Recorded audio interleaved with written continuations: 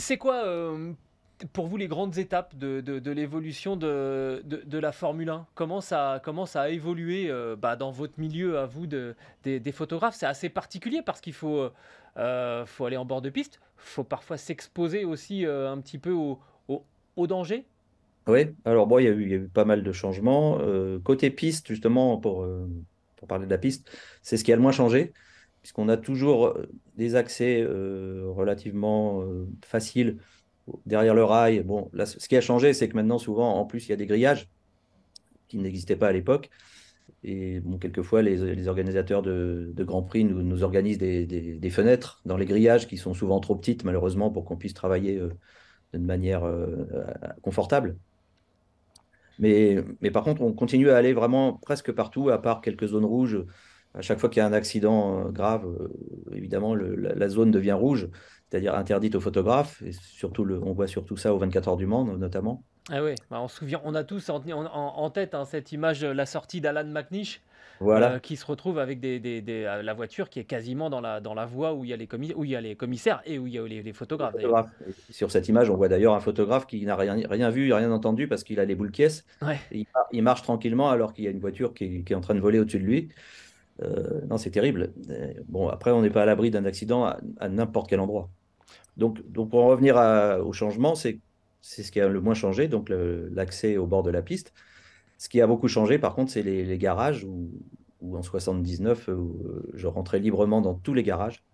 Je faisais des photos des moteurs ouverts, des boîtes de vitesse démontées, des mécaniciens qui travaillaient. En général, personne ne me disait rien, ou c'était vraiment exceptionnel.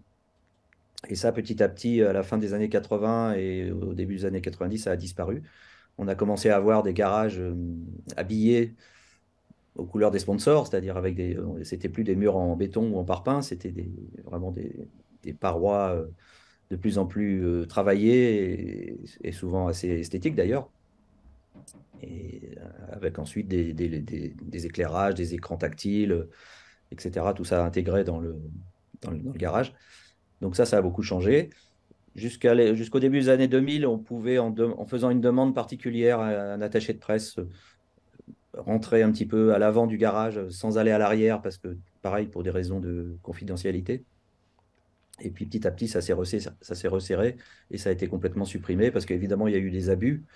Parce que ça, c'est un peu méconnu, mais il y a beaucoup de photographes qui travaillent pour une écurie et qui font de l'espionnage, qui sont chargés de photographier des détails de la voiture concurrente. Donc ça se sait pas trop, mais les patrons d'écurie, ils le savent. Donc, du coup, on nous a petit à petit complètement interdit les garages. Donc, uniquement les photographes travaillant pour une équipe ou pour un sponsor. Ont le euh, droit de ont- pénétrer dans les, Parce dans les que voilà, locaux. au garage. Je voyais, Stéphane avait noté notamment l'arrivée du Halo, qui a dû être un vrai problème, pour les photographes, parce que ça complique beaucoup la tâche. On sait que un des objectifs, c'est d'essayer d'avoir le regard du pilote. Avec le Halo, ça devient encore plus compliqué. ce qui est même plus compliqué que ça, c'est quand sont arrivées les protections latérales au niveau des épaules Ah, qui ont le relevé un Hans, petit peu, qui ouais. ont commencé à Ouais. cacher le casque. Et Mm. aujourd'hui, c'est impossible de faire une photo, d'avoir un point de vue avec le casque complet. Et souvent, on ne voit pas bien le casque du pilote dans sa voiture. Et je pense que ça doit être une frustration pour vous. Ouais, ça c'est sûr que tous les photographes, on était tous contre ce halo, mais bon, on est bien obligé d'admettre que ça a eu du bon.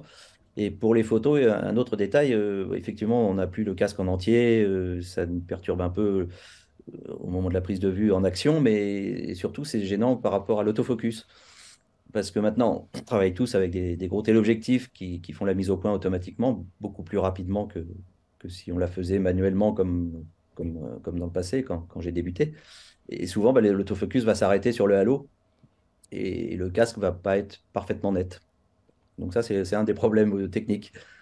Les visières aussi, qui se sont développées, j'imagine qu'à la fin des années 70, début des années Voilà. 80, les visières, on voyait beaucoup plus au travers, justement le regard, le Ouais, regard des pilotes. c'est vrai. Souvent, je me dis, en fait, sur les caméras embarquées, quand on voit le casque, en fait, on sait même plus s'il y a un humain à l'intérieur. C'est vrai. Et il y a des pilotes comme Lewis Hamilton, par exemple, qui, même quand il est dans le garage, garde sa visière quasiment fermée.